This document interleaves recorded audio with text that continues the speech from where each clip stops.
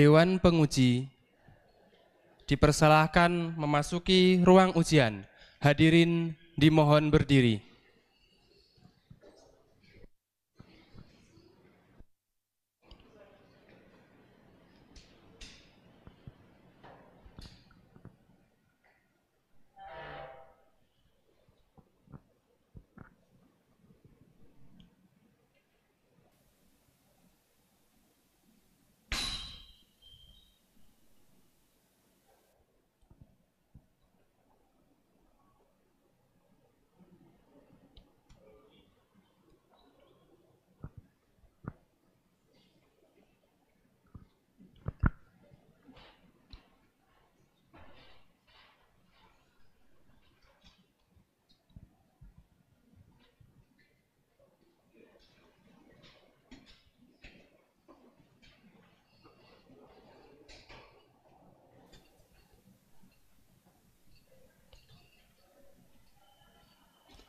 Hadirin dipersilahkan duduk kembali.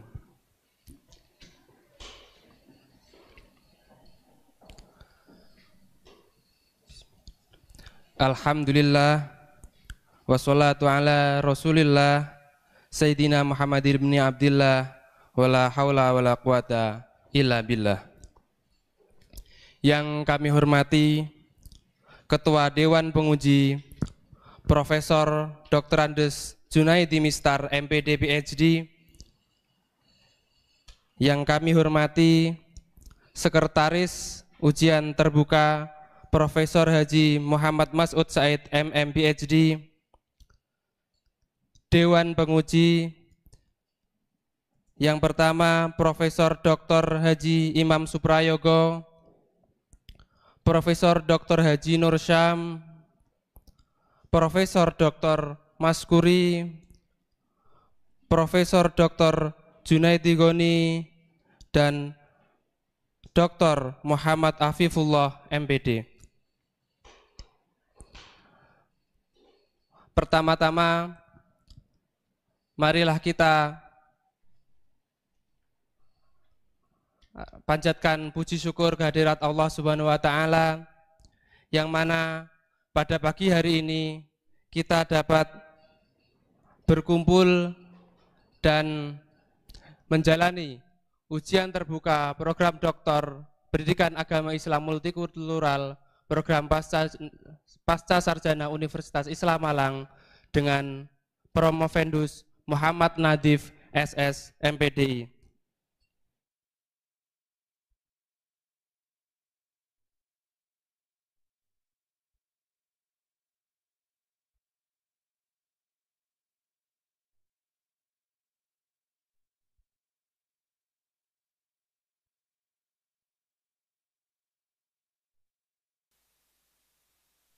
Salawat serta salam marilah kita haturkan ke baginda kita Muhammad SAW yang mana selalu kita nantikan syafaatnya di yaumil akhir nanti.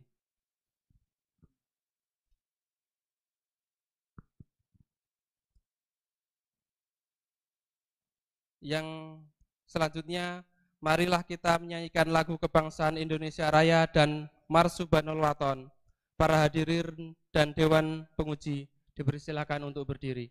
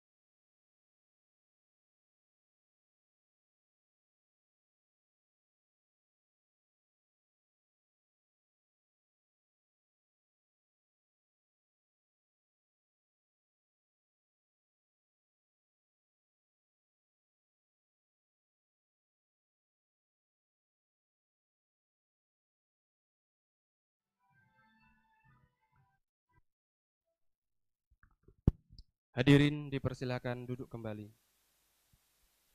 Untuk menambah keberkahan acara pada pagi hari ini, marilah kita membaca sholawat Nuril Anwar bersama-sama. Allahumma salli ala Nuril Anwar wa sirril asrari wa tiryaqil aghyar wa miftahi babil yasari sayyidina wa maulana Muhammadinil Mukhtar wa alihil adhari wa ashabihil akhyar adada ni'amillahi wa ifdali adada ni'amillahi wa ifdali.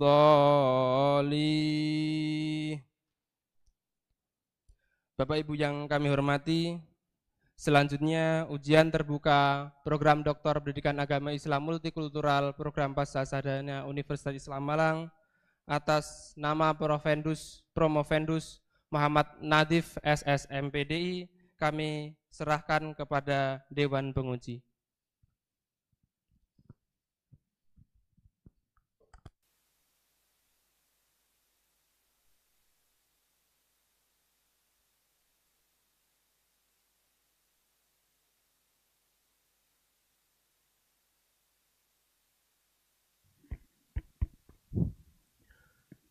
Assalamualaikum warahmatullahi wabarakatuh. Bismillahirrahmanirrahim. Alhamdulillahirabbil alamin. La haula wala quwwata illa billahil aliyyil azim. Allahumma salli wa sallim ala sayyidina Muhammad wa ala ali sayyidina Muhammad, amma ba'd. Yang kami muliakan Dewan Penguji ujian terbuka untuk mahasiswa atas nama Muhammad Nadif SSMPDI. Yang saya hormati saudara Promovendus, Bapak dan Ibu hadirin semua. Sebelum ujian terbuka ini kami mulai, kami perlu menanyakan terlebih dahulu kesiapan saudara Promovendus. Apakah saudara pada hari ini dalam keadaan sehat walafiat? Alhamdulillah. Dan apakah saudara siap untuk mengikuti ujian terbuka ini? Siap. Alhamdulillah, maka dengan memohon ridha Allah Subhanahu wa taala, seraya mengucap bismillahirrahmanirrahim, ujian terbuka program Doktor Pendidikan Agama Islam Multikultural Program Pascasarjana Universitas Islam Malang dengan Promovendus Saudara Muhammad Nadif SSMPDI dengan nomor induk mahasiswa 22203011006 secara resmi kami nyatakan dibuka. Saudara Promovendus, mengawali kegiatan ini saya persilakan saudara untuk memaparkan secara singkat maksimal 10 menit intisari dari kegiatan penelitian dan temuan-temuannya di hadapan kita semua. Saya persilakan. Bismillahirrahmanirrahim. Assalamualaikum warahmatullahi wabarakatuh. Waalaikumsalam. Alhamdulillahi alaman an'ama walahu syukru alama asada. Wassalatu wassalamu ala sayyidina Muhammad wa ala alihi wa sahbihi adada kamalillahi wa kama yaliku bi kamalih. Yang kami hormati Ketua, Sekretaris, dan seluruh Dewan Penguji, khususnya promotor dan co-promotor. Yang kami cintai dan kami banggakan orang tua, istri, anak, dan teman-teman seperjuangan, dan singkatnya seluruh tamu undangan. Pada kesempatan ini, izinkan kami memaparkan sebuah karya tugas akhir yang bernama disertasi dengan judul Pendidikan Islam Inklusif di Tengah Muslim Minoritas pada Sekolah Menengah Pertama Negeri 1 Tosari, Pasuruan. Hadirin yang berbahagia, di sekitar wilayah Pegunungan Tengger terdapat sebuah desa yang bernama Desa Tosari yang sangat multi agama dengan komposisi 60% beragama Hindu, 30% beragama Islam, dan 10% beragama Kristen, baik Katolik maupun Protestan.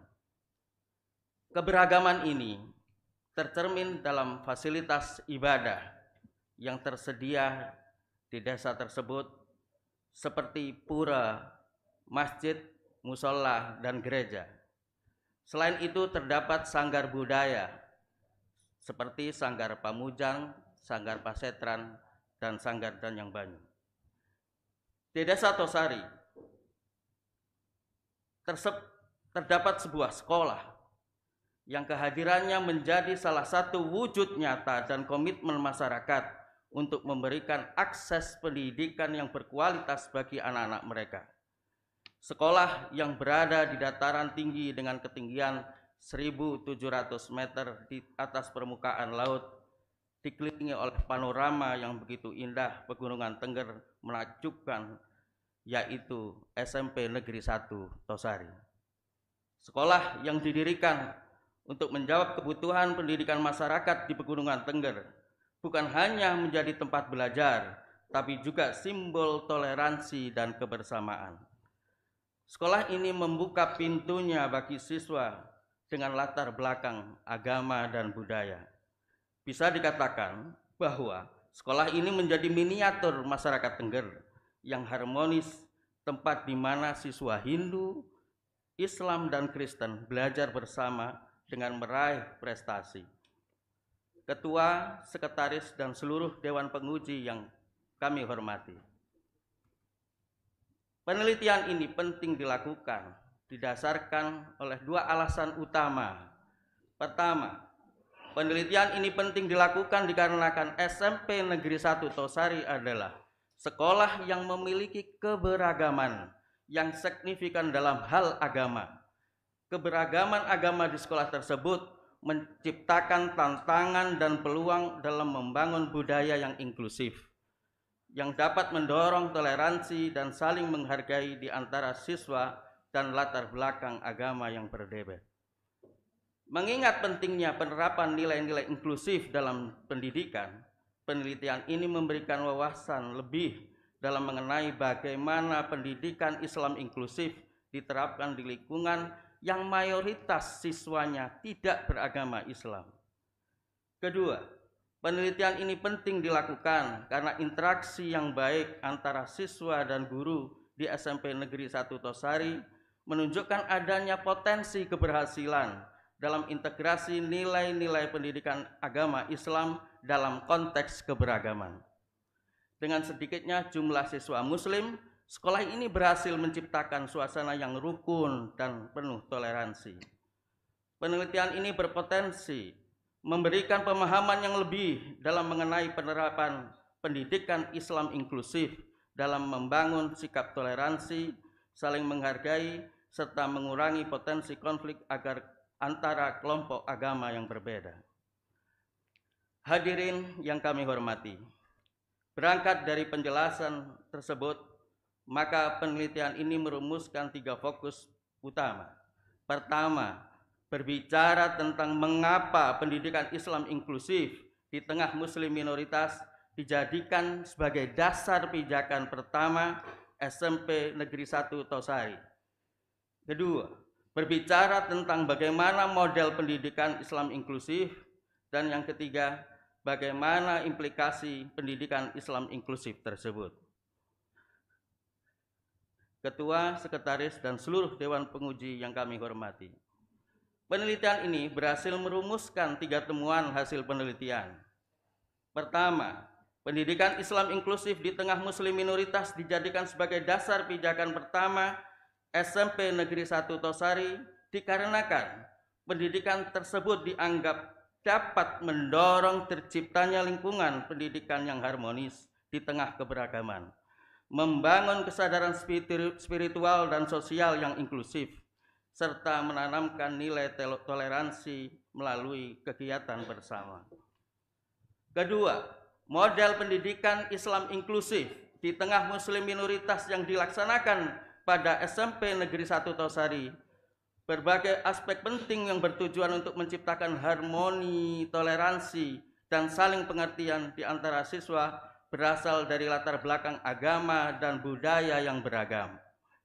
Hal tersebut mencakup fasilitasi beberapa rumah ibadah, program gotong royong, pengajaran agama yang terbuka dan toleran, keterlibatan siswa dalam ekstrakurikuler tanpa diskriminasi, serta pengelolaan konflik secara adil dan terbuka. Ketiga, pendidikan Islam inklusif yang dilaksanakan di SMP Negeri 1 Tosari tersebut bukan hanya telah berhasil mendorong terciptanya hubungan yang semakin baik antar siswa maupun hubungan yang harmonis antar siswa dan guru, namun juga telah berhasil mendorong terciptanya kerukunan dan toleransi yang terjaga dalam kehidupan sekolah. Ketua, Sekretaris, dan seluruh Dewan Penguji yang kami hormati, berkaca dari beberapa temuan penelitian tersebut, penelitian ini melahirkan beberapa kebaruan. Pertama, hasil penelitian ini memperkaya teori implementasi nilai pendidikan milik Mas Guri yang mengatakan bahwa implementasi nilai pendidikan dapat ditempuh dengan 2 model, yaitu non-human element dan human element. Penelitian ini memperkaya teori tersebut dengan penambahan komponen inklusivitas. Kedua, hasil penelitian ini juga memperkaya teori tentang pendekatan inklusif dalam pendidikan agama Islam milik Nazar Hamid Abu Zaid yang mengatakan bahwa pendekatan inklusif dalam pendidikan agama Islam mencakup beberapa aspek seperti religiosity, religion, dan ongoing process of being religious. Pendidikan ini memperkaya teori tersebut dengan penambahan komponen fasilitas rumah ibadah, program gotong royong, pengelolaan konflik yang terbuka dan adil, pengajaran agama yang terbuka dan toleran, serta keterlibatan siswa dalam ekstrakurikuler tanpa diskriminasi. Demikian saya Muhammad Nadif, wallahul muwaffiq ila aqwamit thoriq. Assalamualaikum warahmatullahi wabarakatuh.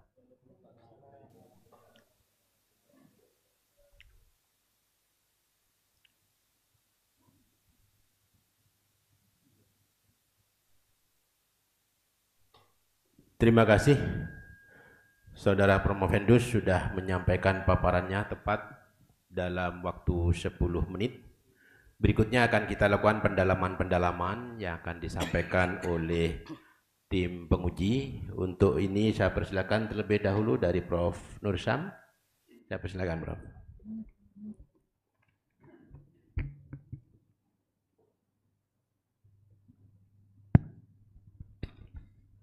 Terima kasih Pak Rektor. Assalamualaikum warahmatullahi wabarakatuh. Yang saya hormati para profesor, wabil khusus promotor dan para penguji, dan yang sangat berbahagia pada hari ini adalah Saudara Muhammad Nadif, Promovendus yang sangat terpelajar. Ada beberapa hal yang ingin saya tanyakan ya. Karena ini adalah ujian terbuka, tentu kami akan mencoba untuk mempertanyakan beberapa hal yang terkait dengan pengetahuan saudara yang dalam tanda petik lebih luas terkait dengan disertasi yang saudara tulis. Yang pertama tentu adalah judulnya sangat bagus ya, pendidikan Islam inklusif di tengah Muslim minoritas pada Sekolah Menengah Pertama Negeri 1 Tosari Pasuruan. Saya tentu berharap bahwa dari disertasi ini akan didapatkan hal-hal baru yang terkait dengan teori di bidang pendidikan Islam inklusif. Saya ingin mempertanyakan pengetahuan saudara terkait dengan ini. Apa sih beda antara pendidikan inklusif dan pendidikan Islam inklusif? Pertanyaan yang gampang sekali. Ya, ini pembukaan ini ya. Yang sulit-sulit di belakang nanti ya. Ulangi lagi. Maaf, Prof. Pendidikan Islam. Pendidikan inklusif dan pendidikan Islam inklusif. Izin menjawab, Prof. Ya, silakan. Ya. Kalau pendidikan inklusif, yaitu pendidikan secara menyeluruh yang bersifat terbuka. Kalau pendidikan Islam inklusif, yaitu pendidikan yang berasaskan Islam, yang bersifat terbuka dan menerima. Ya, ini kan problemnya adalah sekolah ini sekolah umum, ya sekolah umum, bukan sekolah Islam. Bahkan 70% tadi atau 60% tadi muridnya bukan beragama Islam, tapi beragama Hindu. Nah, inilah yang kira-kira menjadi problem yang saya rasa menarik gitu ya. Jadi ini loh kok ada ini di sekolah yang mayoritas Hindu tapi pendidikannya Islam inklusif gitu. Nah, ini kan menarik ini kalau dikaji lebih jauh itu ya. Makanya saya tanyakan apa beda pendidikan inklusif dan pendidikan Islam inklusif. Nah, yang diterapkan di sini ini ya di SMP Negeri 1 Tosari ini pendidikan inklusif atau pendidikan Islam inklusif? Fokus kami di pendidikan Islam inklusif, Prof. Jadi bagaimana guru agama, pendidikan agama mengajarkan kepada yang diterapkan, yang dilaksanakan di SMP Negeri 1 Tosari tersebut. Jadi di sana ditemukan bahwa pengajaran terbuka. Jadi contohnya ketika pelajaran agama dengan penambahan guru agamanya masing-masing di tempat ibadahnya masing-masing. Ya. Jadi pendidikan agama itu dilakukan oleh guru masing-masing dan di tempat ibadahnya masing-masing. Berarti kalau begitu bahwa pendidikan Islam inklusif itu hanya khusus untuk yang beragama Islam. Iya, Bro. Hanya khusus untuk yang beragama Islam. Siswa-siswi. Hanya siswa-siswi yang beragama Islam. Inilah yang saya rasa menjadi penting sebenarnya, ya. Karena apa? Karena ini adalah sekolah negeri yang kemudian terdiri dari varian-varian agama di dalamnya, kemudian lalu yang Islam itu diberikan materi pendidikan inklusif. Nah, pertanyaan berikutnya begini, ada nggak dialog? Ya, dialog karena kalau misalnya yang diajarkan oleh guru-guru yang beragama Islam itu inklusif, Islam inklusif, tetapi kemudian yang diajarkan oleh guru yang lain kepada agama lain itu tidak Hindu inklusif, tidak Nasrani inklusif, kan jadi masalah. Nah, pertanyaan saya, ada nggak dialog antar guru ya yang itu diwujudkan dalam kebijakan yang dilakukan oleh oleh kepala sekolahnya misalnya atau oleh kalau ke atas ada Dignas ya, kepala Dignas tingkat Kabupaten Pasuruan misalnya. Nah, gimana? Ada nggak dialognya? Kalau dialog intern antara guru dan kepala sekolah ada, Bro. Jadi di sana punya kurikulum tersendiri dibanding SMP negeri yang lain. Jadi saling terbuka dan saling toleran. Ketika ada konflik juga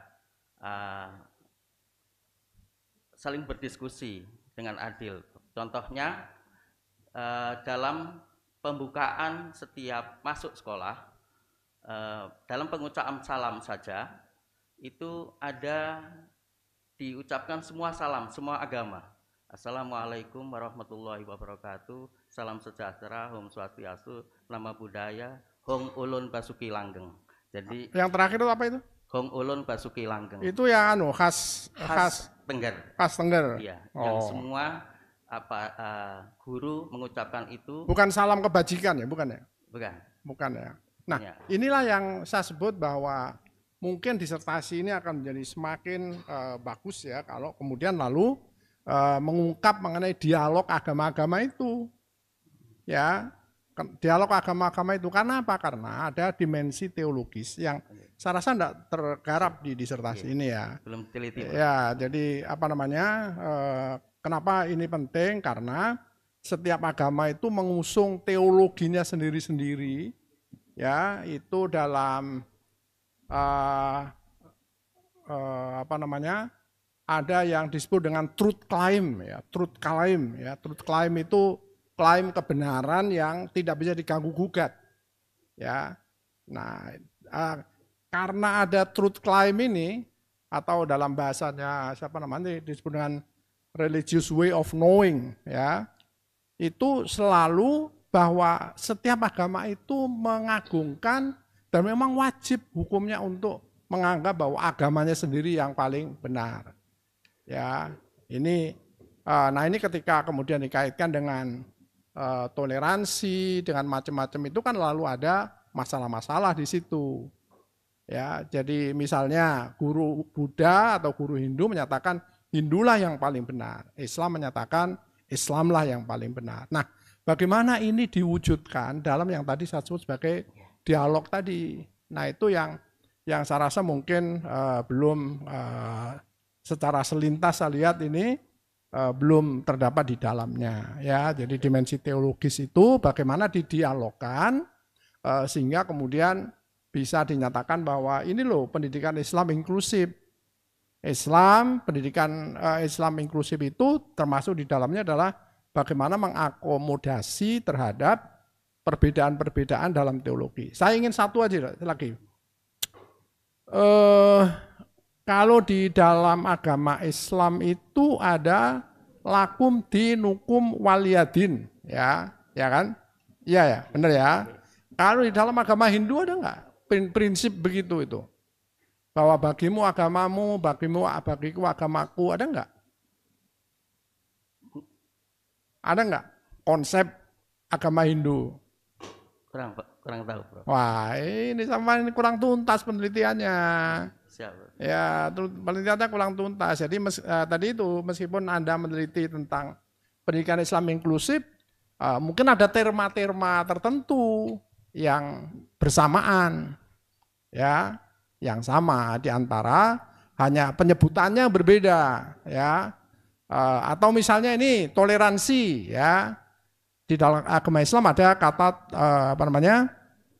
ayat toleransi. Apa misalnya ayat toleransi itu?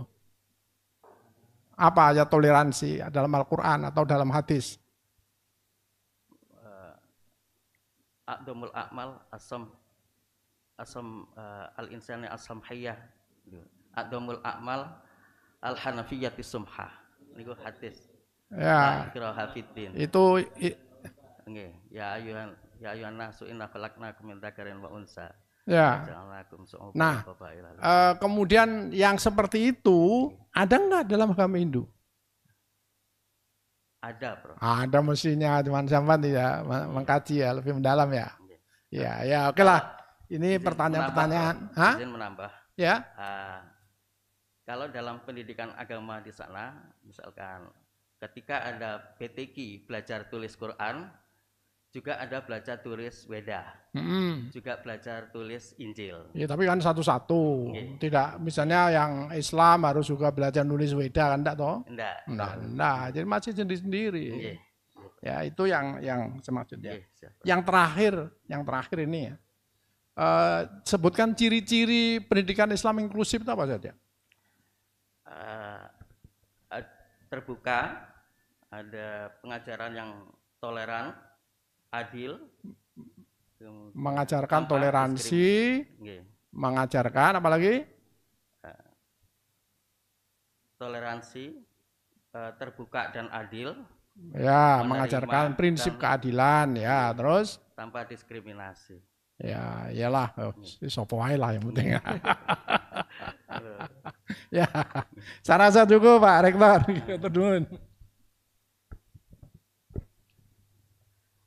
Terima kasih Prof. Bisa dilanjut Prof. Kiai, monggo. Terima kasih. Assalamualaikum warahmatullahi wabarakatuh. Waalaikumsalam. Pak Rektor, Pak Direktur, para penguji, promotor, kopromotor, dan saudara Muhammad Natib, para undangan yang berbahagia. Saya ingin meneruskan apa yang diungkap oleh Prof. Jadi Anda tadi menjelaskan tentang pemeluk agama di sekolah itu. Hindu ada 60%, lalu Islam 30%, yang 10 itu Kristen. Itu ditulis di mana di disertasi ini? Di bagian mana itu? Konteks penelitian. Jumlah siswa kalau Hindu. Nah, mestinya ada di sini, ada tabel-tabel itu sehingga orang bisa lihat. Begitu juga gurunya. Gurunya ada 30.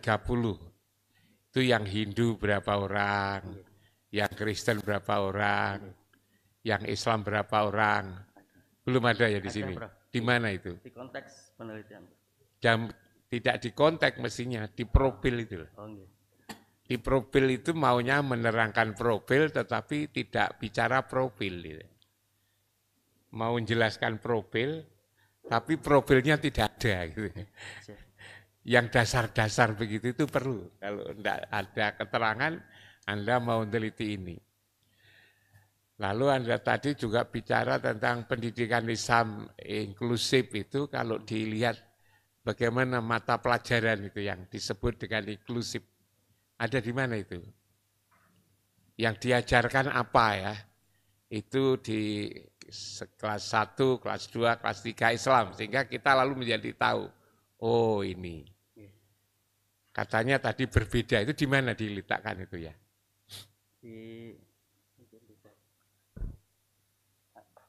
Di kurikulum di lampiran itu mestinya ada dianalisis di sini ini yang menggambarkan bahwa itu betul-betul inklusif, bukan lalu di lampiran. Makanya saya cari tidak ada. Yang sederhana-sederhana itu mestinya harus ada itu. Yang sederhana-sederhana itu mestinya harus ada. Kemudian hasil penelitian Anda itu sebetulnya apa tuh?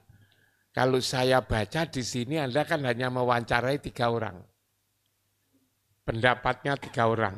Pendapatnya Pak Sugiono, kepala sekolah. Pendapatnya Pak Muiz, guru agama. Pendapatnya Lina. Mahasiswi. Lah itu yang ditulis itu pendapat. Yang hasil penelitian Anda di mana itu? Itu kan pendapatnya. Yang sama tulis di sini kan pendapatnya Pak Sugiono, pendapatnya Pak Muiz, guru agama, pendapatnya lina. Lalu dari hasil penelitian Anda di mana itu letaknya? Jadi di Anda merangkum pendapat, Oke. itu kan bukan penelitian itu. Itu peneliti itu pendapatnya Pak Sugiono. Itu pendapatnya Pak Muiz. Itu pendapatnya Lina. Agar Anda juga berpendapat, mestinya kan penelitian. Lalu penelitian Anda di mana ini ditulis? Jadi di hasil temuan, Prof. Hasil temuan yang kami Nah, peroleh. temuan itu kan dari data. Dari data-data yang dipaparkan, itu lalu ada temuan. Nah, datanya mana yang Anda lihat sendiri di SMP itu? Misalnya terkait dengan kurikulum, terkait dengan guru mengajar, terkait dengan bahan, terkait dengan praktek. Nah, ini mestinya adalah dari penelitian. Kalau itu hanya pendapatnya 3 orang ditulis di disertasi, ini sebetulnya belum penelitian itu. Orang masih menagih, penelitianmu gimana gitu. Yang itu bukan pendapatnya Pak Sugiono, pendapatnya Pak Muiz, pendapatnya Lina, 3 orang itu. Bersumber dari profil dan kalender Nah, akademik. profil pun juga tidak menunjukkan data-data kuantitatif dan kualitatif di profil itu. Nah, boleh, itu mesti harus ditunjukkan agar lalu disertasi itu ada data yang disertasi bukan lalu kita ke sana 2 hari 3 hari, tapi bisa tahu persis ya. Anda memahami betul ya, mungkin di sana 2 bulan, 3 bulan. Saya ketika Anda buat disertasi itu saya 1 tahun ya. 1 tahun saya itu di lokasi itu, siang malam. Nah, saya baca di disertasi Anda itu hanya ngubungi 3 orang, Pak Sugiono, Pak Muiz, Pak Lina, Mbak Lina. Kalau ini sebetulnya sama dengan wartawan sebetulnya. Wartawan datang ke sana lalu ditulis. Nah, kalau gitu kan wartawan-wartawan bisa jadi dokter semua kalau begitu. Nah ini. Lalu, nah boleh ini tidak terjawab. Terakhir aja, pengelolaan konflik yang adil. Itu konflik-konflik apa? Sehingga Anda berkesimpulan bahwa pengelolaannya adil. Tidak saja satu konflik, tapi sekian banyak konflik, penyelesaiannya seperti ini, maka lalu berkesimpulan mengelolanya itu secara adil. Ada di mana itu diterangkan? Yang disampaikan oleh guru agama, Pak Ustadz Muiz Lidinillah, dia menjelaskan bahwa ketika ada perbedaan dalam pembelajaran atau pendapat itu didiskusikan karena guru agamanya ada dukun tokoh masyarakat Tengger juga yang jadi tokohnya Tengger, jadi guru agama Hindu. Lah yang diteliti kan Islam tadi katanya. Sampai sampean tidak tahu kitab sucinya Hindu ngomong apa itu namanya. Iya kan? Yang Anda teliti katanya tadi Islam. Kok lalu Hindu gitu kan? Islam. Nah, mestinya ada itu. Bagaimana penyelesaian konflik. Sebagai seorang ilmuwan, kalau hanya satu kasus saja belum bisa mengambil kesimpulan. Konflik ini, dari sekian banyak ini, maka saya memahami itu adil. Kalau tidak ada sebetulnya, tidak boleh kita itu dalam disertasi itu ngomong tanpa data. Berkata atas benda, bukan berkata atas kata. Baik. Kesimpulannya gimana, Cina? Jadi kesimpulan dari pertanyaan saya itu gimana? Siap menambahi data, Bro. Nah, kesimpulan saya, kalau kesimpulan sampean kan menambahi data. Kalau kesimpulan saya, mohon maaf Pak Rektor ya, saya kenal Anda ini lama. Anda ini sebenarnya cerdas sebetulnya. Dari, iya, enggak, saya kan kenal memberi kuliah lama itu kan. Hanya kurang sungguh-sungguh. Umpama ini sungguh-sungguh, disertasi Anda itu bagus sekali. Kalimat ini menurut saya perlu saya sampaikan pada sampean agar modal yang bagus itu menghasilkan hasil yang bagus. Jangan modal yang bagus, Anda punya anugerah dari Allah yang begitu hebat, tapi tidak dimanfaatkan secara maksimal. Mohon maaf Pak Rektor, saya ngomong seperti ini. Secara terbuka barangkali bisa dijadikan sebagai bahan renungan dan bahan pertimbangan untuk menjalani kita sebagai seorang ilmuwan. Makasih Pak Rektor, mohon maaf. Ya, terima kasih Prof. Yai Imam atas pendalaman-pendalamannya dan tolong dicatat betul ya Pak ya beberapa hal tadi itu untuk meningkatkan kualitas disertasi Bapak. Berikutnya saya persilakan Prof. Mas Ud Said terlebih dahulu, monggo. Terima kasih Bapak Rektor sekaligus pimpinan majelis yang mulia ini, para guru besar, Saudara Muhammad Nadif. Dari beberapa ujian, saya selalu bertanya tentang penelitian pendahuluan. Ada berapa penelitian pendahuluan? Ada.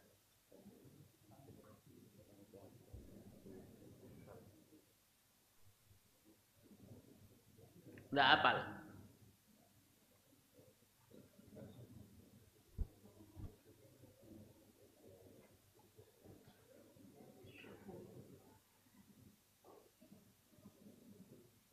Sepuluh, Prof. Iya, 10 tapi hanya judul. Oleh siapa? Enggak ada reviewnya.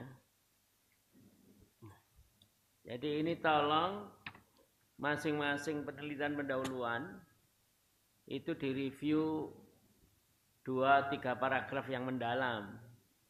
Kesamaannya, perbedaannya, logut fokusnya, dan lain sebagainya. Tanpa itu tidak dijamin penelitinya jadi mendalam kalau hanya judul. Yang kedua, konteks penelitian itu terlalu deskriptif dan hanya ngomong satu sisi saja tentang SMP-nya, bukan mengenai konteks kenapa SMP di situ menjadi istimewa, kenapa ada pendidikan Islam inklusif. Dicatat. Ini Prof. Imam tadi genah sudah pertanyaannya. Kenapa enggak menjadi mendalam? Karena subjek penelitiannya sedikit sekali. Dan hasil penelitiannya juga belum kuat. Mas Nadif ini di Malang? Iya, Prof. Berapa kali ke Tosari? 5 kali, Prof.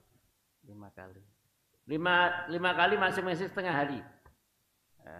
5 kali karena perjalanannya 1,5 jam. Jadi enggak, jangan ngomong perjalanan. Iya. Setengah hari, Prof. Sampai sekolah selesai, Prof. Nah, pantas. Karena enggak serius nelitinya. Jadi Pak Imam tadi setahun. Saya juga setahun. Sehingga enggak ketemu apa yang diinginkan. Tadi pertanyaannya, mana hasil penelitiannya? Pendapatnya orang berapa itu? 4 dalam 3. Ya enggak mewakili loh. Jadi kembali ke lapangan ya. Observasinya kurang mendalam. Halaman 75, 76, 77, 8. Kemudian metodologi.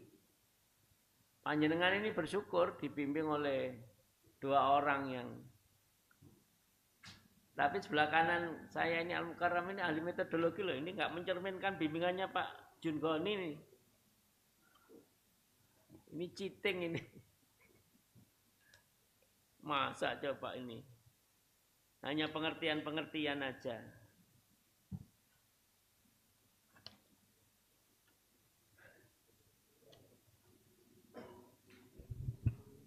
Bagi yang lain juga catatan, jangan sampai penelitian lapangan itu 5 hari plus setengah hari.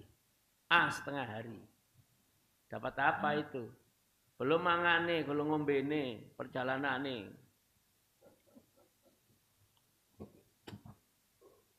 Lampiran tidak perlu ditaruh di sini. Dan yang terakhir, daftar pustakanya ini paling minim dari semua disertasi yang ada. Menunjukkan bahwa kontribusi akademik teoritis yang dijanjikan tidak jalan. Kontribusi hasil belum ketemu. Dicatat Mas Hatib. Saya sering mendapatkan jawaban iya. Tapi kali ini saya tunggu. Terima kasih. Assalamualaikum warahmatullahi wabarakatuh.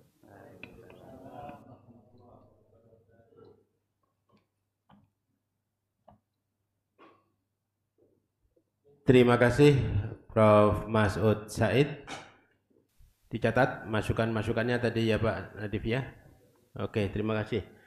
Berikutnya saya persilakan Pak Afif. Monggo. Terima kasih Prof. Junaidi Mistar selaku Ketua Sidang pada hari ini, dan kami hormati juga seluruh Dewan Penguji yang berbahagia, Pak Muhammad Nadif, serta hadirin yang hadir di pagi hari ini. Sebenarnya membaca sampul saja itu juga sudah saya kaget Pak Nadif. Ini ringan loh, tidak prinsip. Tata tulis saja. Tata tulis. Pak Nadif belum bisa membedakan mana sampul luar dan sampul dalam. Jenengan belum bisa membedakan itu. Ini ringan, sampul saja sudah bermasalah. Apalagi yang sudah disampaikan oleh Bapak penguji yang lain tadi, para guru besar kita. Jadi tolong nanti ada perbaikan-perbaikan. Ini sudah sampai pada tahapan ujian terbuka. Seharusnya kesalahan kecil seperti ini tidak terjadi. Itu hal kecil, sampul dibedakan antara sampul luar dan sampul dalam. Kemudian juga masih persoalan-persoalannya ringan, teknik penulisan, jangan sampai ada gambar tabel yang melebihi margin. Judul gambar itu pasti harus ada di bawah. Dan itu terjadi di halaman berapa itu ada gambar theoretical framework, jenengan nulis judul gambarnya ada di samping. Kenapa? Karena nulis gambarnya melebihi margin, sehingga tidak cukup ditaruh di bawah. Itu hal-hal kecil. Pedoman bagaimana harus menulis abstrak itu juga harus diperhatikan. Hal-hal kecil itu. Nah, Pak Nadif, saya tanya, pendidikan Islam inklusif yang tertera di judul itu kan apakah sama dengan yang jenengan maknai sebagai mata pelajaran PAI?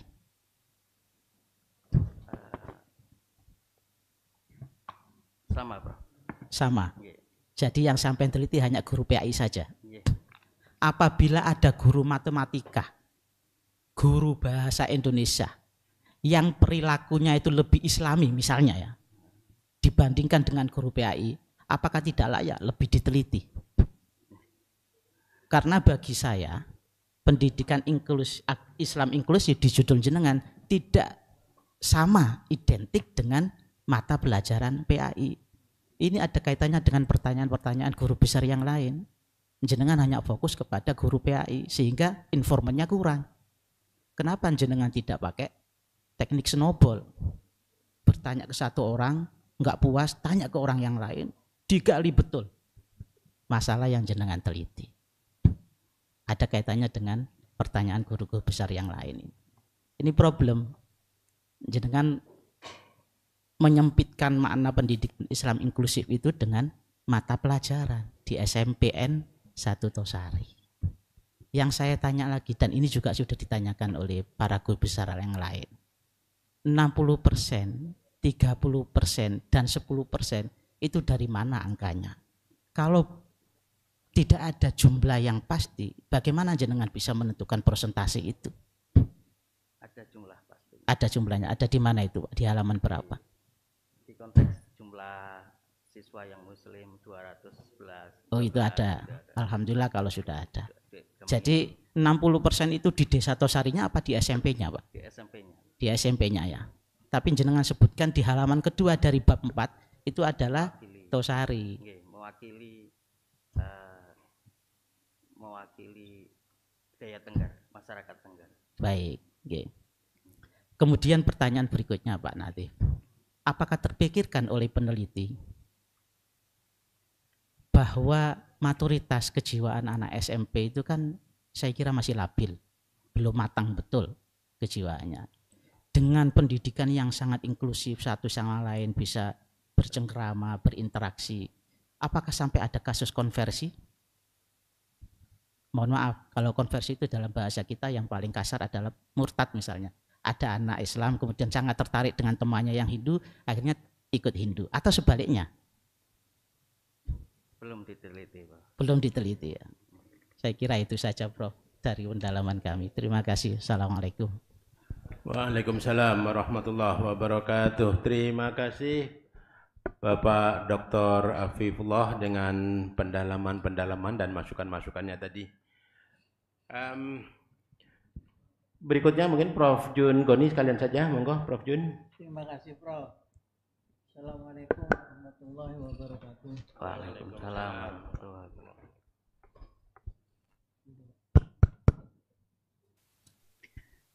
Saya sebagai promotor ya, melihat hasil saudara ini tidak optimal. Merasa kecewa saya. Terus terang. Di mana penelitian saudara ini mengambang, tidak mendalam. Seharusnya mendalam. 5 hari itu datang, 5 kali datang ke sana itu apa yang saudara kerjakan? Tidak tercermin di sini. Saya percaya pada saudara, tapi kenyataannya kok begini. Nah ini. Contoh, observasi. Apa yang diobservasi di sana? Seharusnya kan di saat guru sedang mengajar, dialog apa yang dilakukan oleh guru di kelas, itu diamati terus. Kalau perlu divideokan. Ini tidak nampak. Karena waktu yang digunakan untuk penelitian terbatas. Padahal waktu senggangnya masih banyak, saudara. Tadi pertanyaan dari Prof. Imam itu menukik itu dalam penelitian. Profil saja tidak menunjukkan hasil. Berapa jumlah murid yang Islam, non-Islam berapa? Itu harus jelas. Ini tidak ada, hanya prosentase gitu aja. Prosentase dari berapa? Ini dari berapa? Kan begitu. Harusnya dipaparkan jumlah muridnya berapa, kondisi lapangannya bagaimana. Itu kan namanya observasi, itu kan begitu, Mas. Lalu saudara wawancara, apa yang diwawancara itu, apa yang ditanyakan? Itu tidak jelas. Hanya konsepnya saja.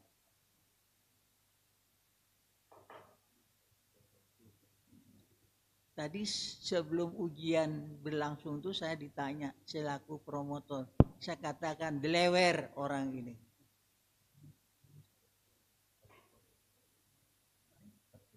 Tidak cocok penampilan saudara. Gitu loh. Gagasan-gagasan originalitas dari penelitian saudara ini belum juga menunjukkan hasil yang maksimal. Ngambang. Hasilnya apa? Perbedaannya dengan punya Anda apa? Persamaannya dengan punya Anda apa? Originalitasnya bagaimana? Itu kan harus nampak dalam paparan itu. Lalu dimetrikan setelah saudara membahas secara kualitatif itu.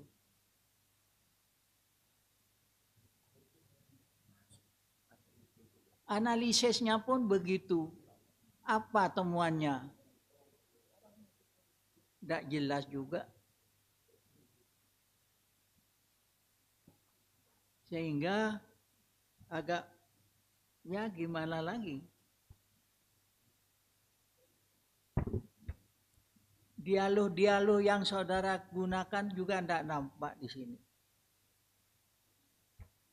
Seharusnya berbicara masalah pendidikan yang terbuka di sana itu betul-betul menunjukkan. Ini tidak nampak, Mas. Di dalam paparan datanya pun tidak jelas. Coba dibuka. Mana buktinya? Tidak ada. Sehingga yang ditanyakan oleh Prof. Mas'ud tadi nampak. Gitu loh.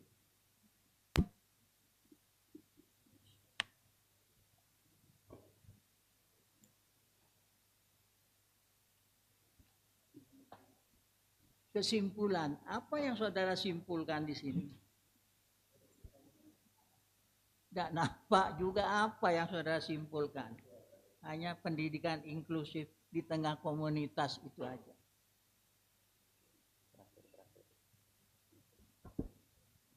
Seharusnya kesimpulan itu mencakup 3 aspek itu. Fokus itu disimpulkan.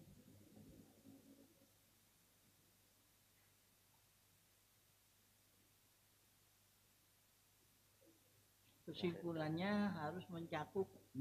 Lalu saran pemikirannya apa? Jalan keluarnya juga tidak ada.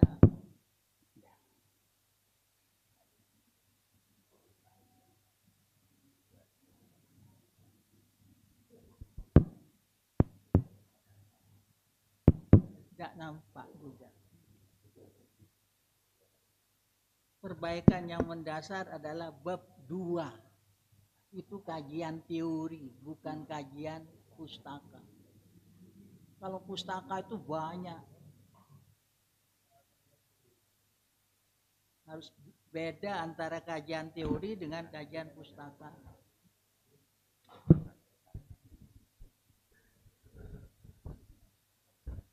Jadi itu aja, Prof. Nanti kita simpulkan kembali. Bab ini agak kurang menyenangkan bagi saya sebagai promotor. Terima kasih. Terima kasih Prof. Jun Goni atas masukan-masukannya. Beberapa hal memang perlu kami pertegas lagi ya Pak ya selaku Ketua Sidang. Yang pertama terkait dengan data siswa di SMP Negeri 1 Tosari. Even dalam konteks itu sebenarnya belum mencantumkan data siswa karena yang ada adalah data masyarakat Tosari. Bukan data siswa di sekolah tempat saudara meneliti.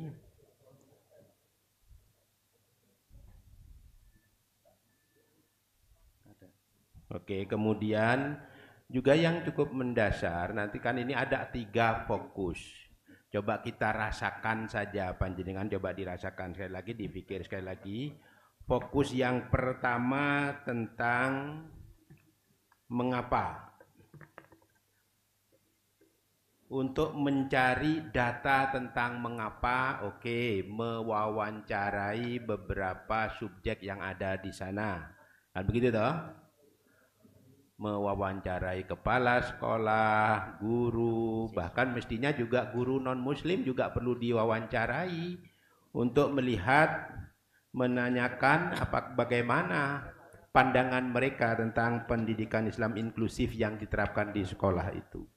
Kemudian yang kedua, bagaimana model pendidikan Islam inklusifnya?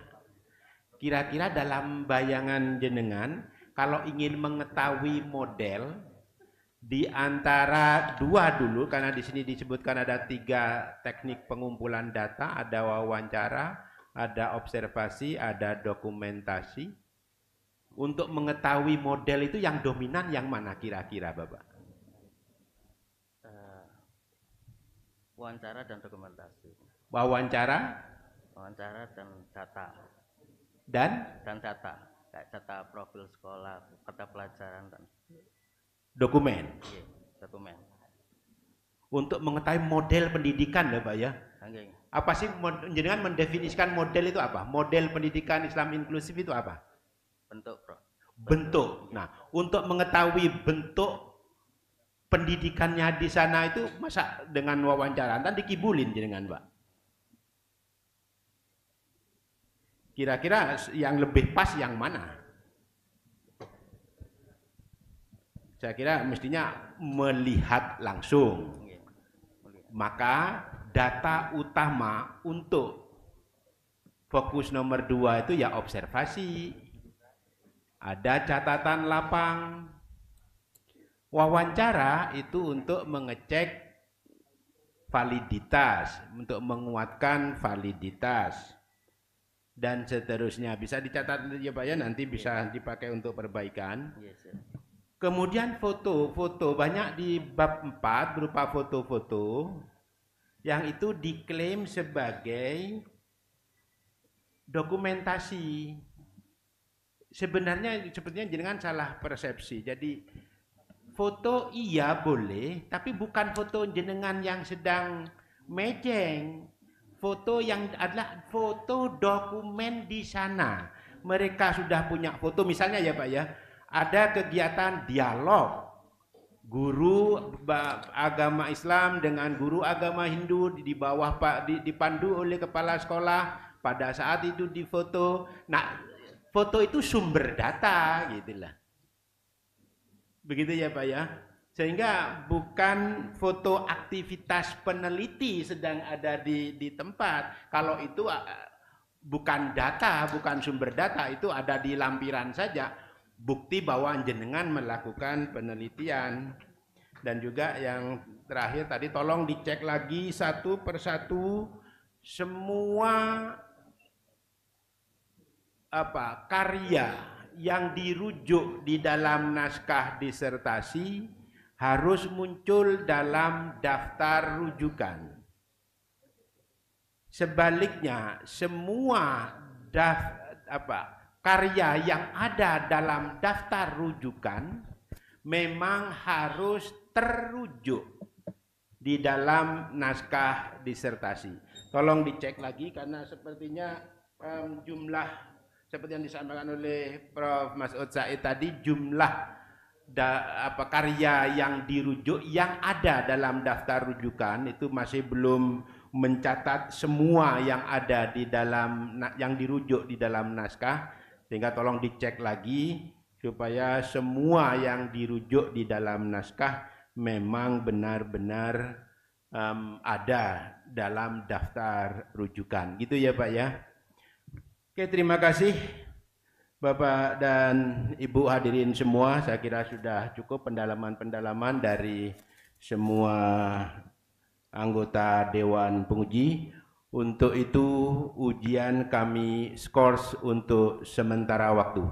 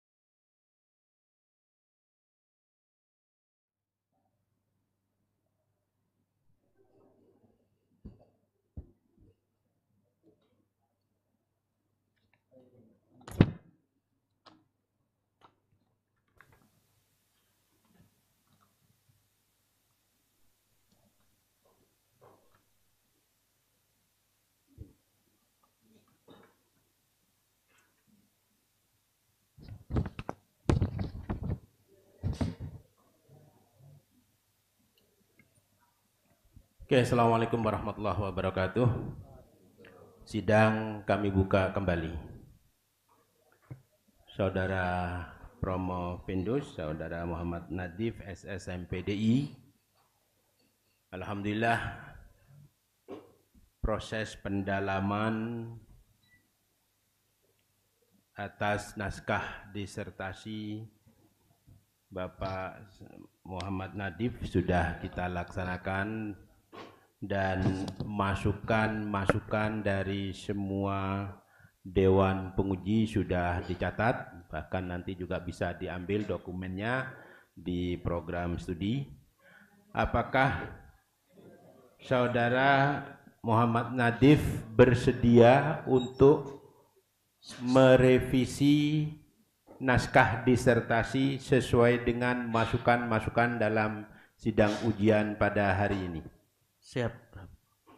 Oke, terima kasih. Tolong benar-benar dilakukan ya Pak ya, karena sebenarnya masukan-masukan ini sudah muncul dalam ujian tertutup beberapa waktu yang lalu, cuma rupanya masih belum cermat untuk mengcek kembali masukan-masukannya itu, kemudian revisi-revisinya apakah sudah sesuai dengan masukan tersebut. Oleh karena itu nanti mohon untuk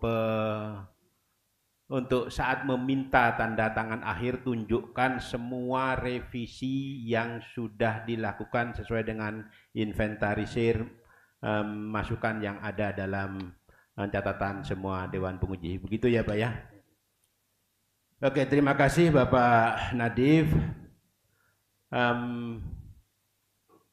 Izinkan kami membacakan keputusan Dewan Penguji terkait dengan hasil sidang Dewan Penguji tentang keputusan sidang ujian hari ini.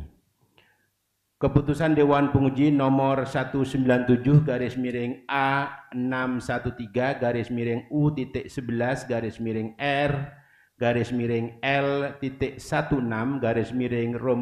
6/2025 tentang penetapan kelulusan ujian disertasi terbuka program Doktor Pendidikan Agama Islam Multikultural program Pasca Sarjana Universitas Islam Malang atas nama Muhammad Nadif SS MPDI, nomor pokok mahasiswa 222030111006.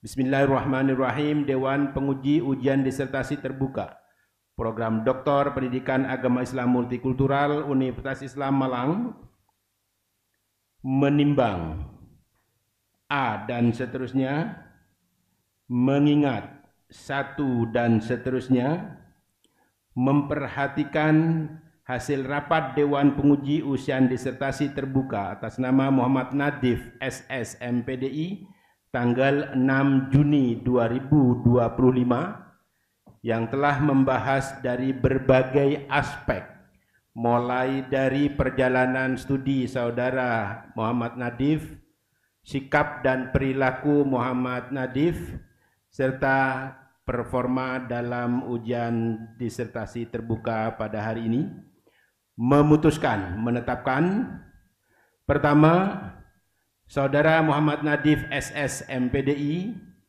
nomor pokok mahasiswa 222030111006, dinyatakan lulus dalam ujian disertasi terbuka program studi Doktor Pendidikan Agama Islam Multikultural program Pasca Sarjana Universitas Islam Malang dengan nilai B+ dengan predikat sangat memuaskan.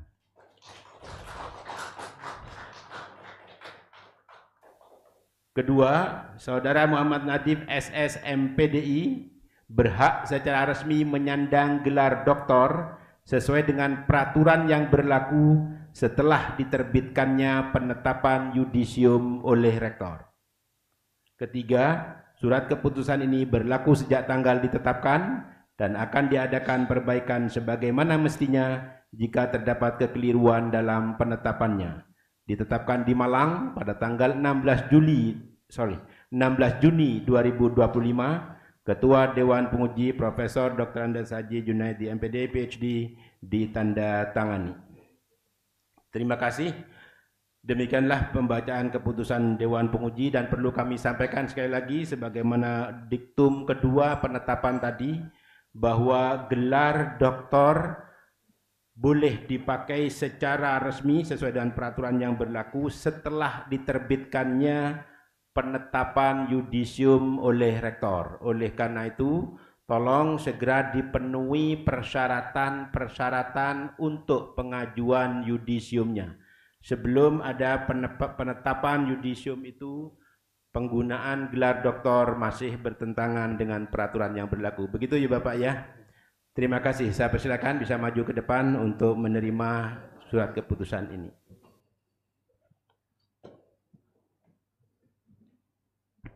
Semua hadirin dan juga Dewan Penguji mohon berdiri.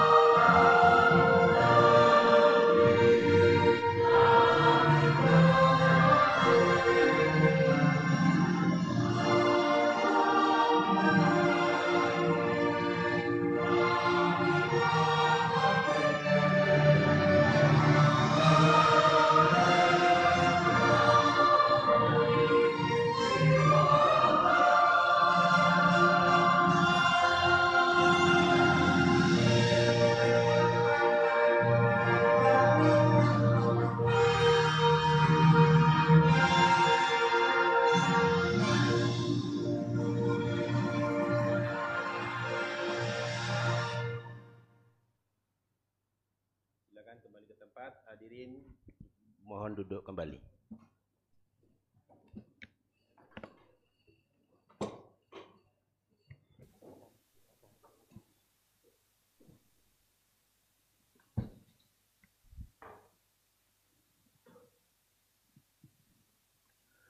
Selanjutnya saya persilakan Saudara Muhammad Nadif untuk bisa menyampaikan kesan-kesannya selama studi di Universitas Islam Malang. Singkat saja, barang 3 menit. Saya persilakan. Assalamualaikum warahmatullahi wabarakatuh.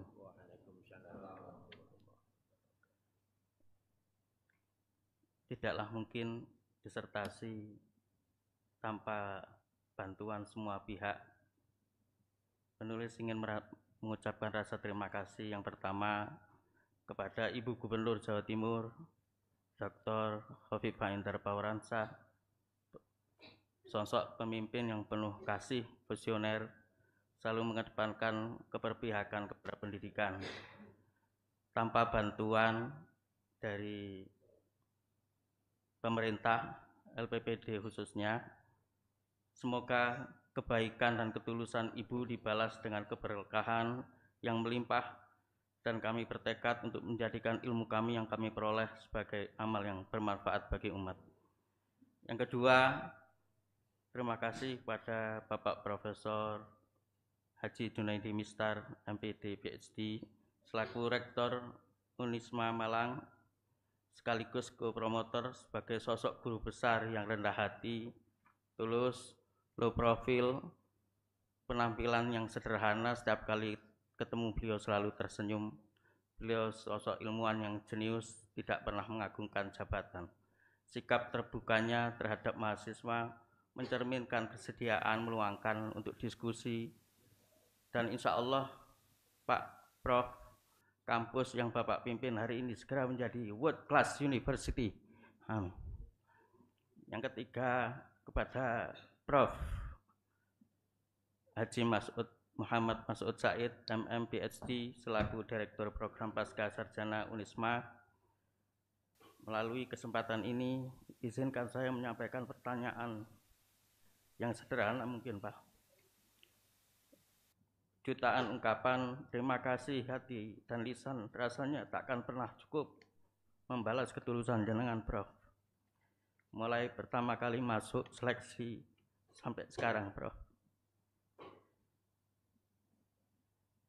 Sebagai sosok yang visioner, tegas, dan saya banyak belajar dari jenengan tentang makna sejati dari sebuah kepemimpinan. Terima kasih, Prof. Selanjutnya, terima kasih kepada promotor kami sekaligus Kaprodi, Profesor Dr. Junaidi Honi, bapaknya para profesor.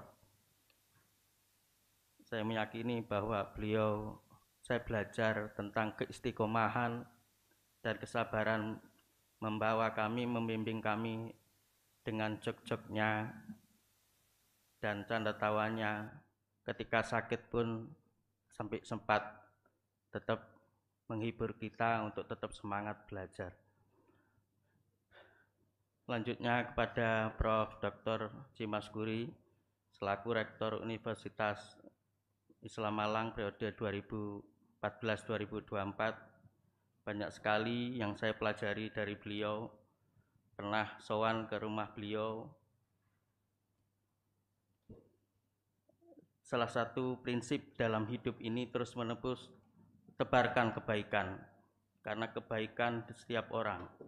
Jika hal itu dilakukan, maka akan kembali kepada diri kita sendiri.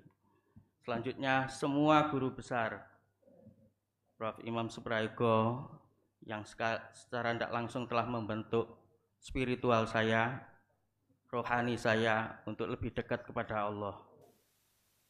Prof. Nur Sam, dengan kewibawaan beliau, dengan canda beliau, bagaimana mengungkapkan cara berpikir, membuka wacana saya tentang pengetahuan pendidikan agama Islam.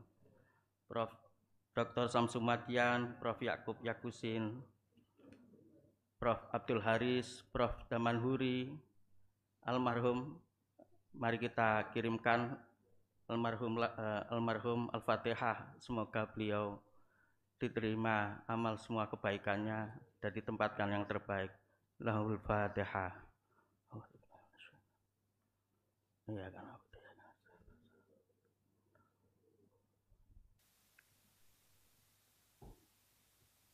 Kepada keluarga besar pengasuh pesantren mahasiswa Al-Hikam, Abah, kula sampun Doktor Bah,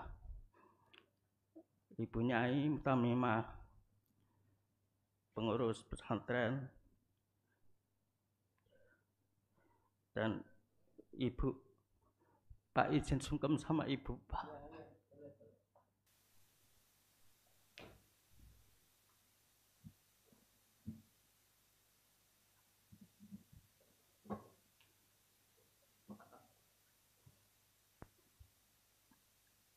Anak pinggir sungai yang setiap hari bantu bapaknya jualan bumbu.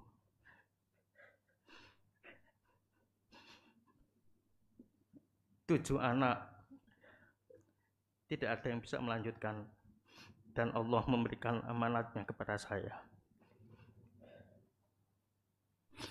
Semoga Bapak Ibu, Bapak di sana, tanpa ada Bapak, tidak ada saya. Nggak ada Ibu, juga nggak ada saya. Apalah saya. Jadi apapun semoga Ibu lah yang mendoakan saya sejak kecil sampai sekarang. Dan terima kasih kepada istri saya yang selalu mensupport, mendoakan, yang melahirkan anak-anak yang kelak akan mendoakan saya. Dan tak lupa seluruh teman-teman seperjuangan yang mensupport saya, berkhusus juga kepada teman-teman keluarga besar Al-Hikam, baik pesantren maupun Staima. Itu yang bisa saya sampaikan, kurang lebihnya mohon maaf yang sebesar-besarnya. Assalamualaikum warahmatullahi wabarakatuh. Warahmatullahi wabarakatuh. Terima kasih Bapak Nadif. Berikutnya saya persilakan Prof. Jun Goni untuk bisa menyampaikan pesan-pesannya, Prof.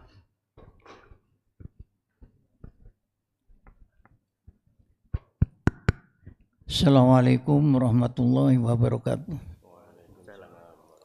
Saudara Nadif, perjalanan hidup Anda sudah sampai pada batas, namun belum bisa dimanfaatkan sebelum saudara yudisium. Kesan saya pada saudara sebagai mahasiswa bagus, tetapi ada delewernya itu yang perlu diperbaiki. Yang lain biasa, rajin, sopan, integritas saudara diacungi jempol. Tapi kedelewerannya itu perlu diperbaiki demi masa depan saudara sendiri. Kesan saya hanya itu, Prof. Terima kasih. Terima kasih Prof. Jun Goni, Bapak dan Ibu hadirin, mengantarkan kesuksesan, keberhasilan Saudara Muhammad Nadif. Kami mohon Yai Imam untuk bisa memimpin doa.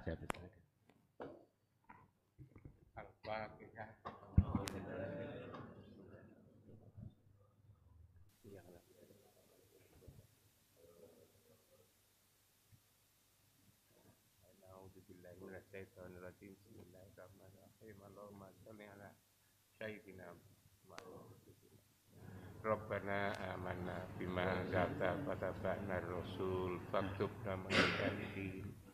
Allahumma inna zalamna anfusana zulman katsiran wa la yaghfiru dzunuba illa anta faghfir lana maghfiratan min indika warhamna innaka antal ghafurur rahim.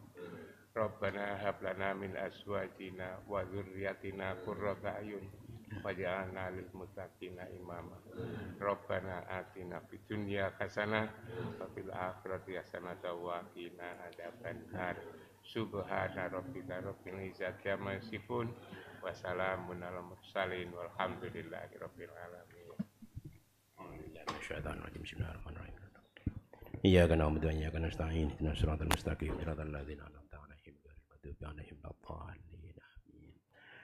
Maka dengan mengucap alhamdulillahirabbil alamin, ujian terbuka program Doktor Pendidikan Agama Islam Multikultural, program Pasca Sarjana Universitas Islam Malang dengan promovendus Saudara Muhammad Nadif SE MPDI secara resmi kami nyatakan selesai.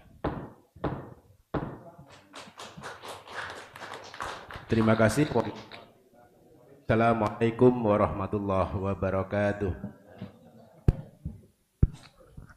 Selanjutnya ialah sesi dokumentasi kepada promovendus Muhammad Nadif beserta keluarga dipersilakan untuk mengambil tempat foto.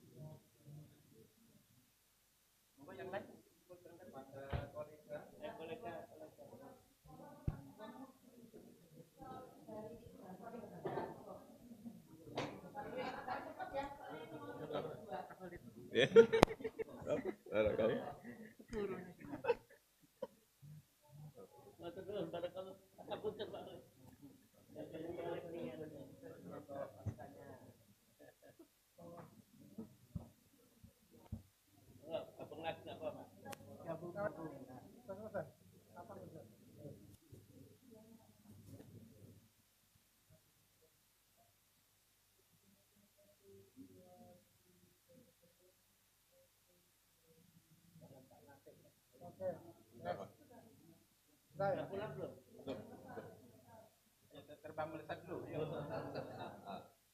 kanan.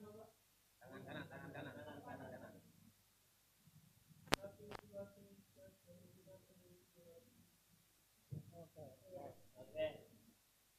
Selain Mas Natib keluarga tetap di sini. Langsung aja. Waalaikumsalam.